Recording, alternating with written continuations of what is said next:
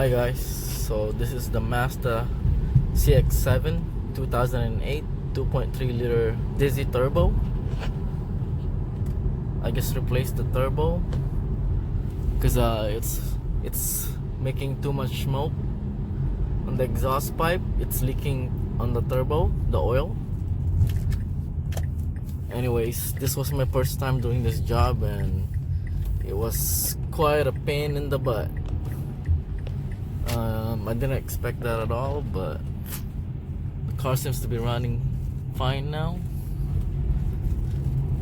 The banjo bolts that goes to the turbo was really hard to put back. It was pretty tight up there, but after fighting with it for a while, I managed to get them back. Anyways, yeah, I don't think I'd ever do this job again. Anyways, I'm gonna show you guys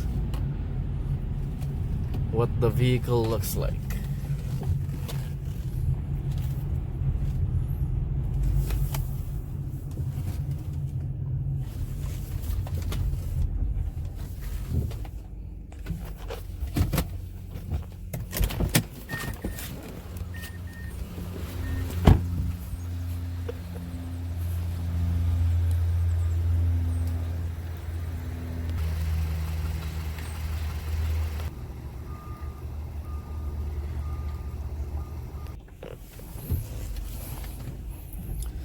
Alright, as you guys can see, it's raining again today, but all the snow's melted.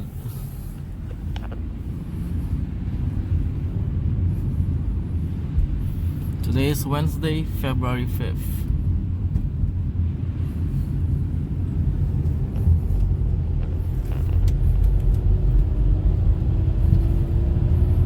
As you can see, car's running pretty good.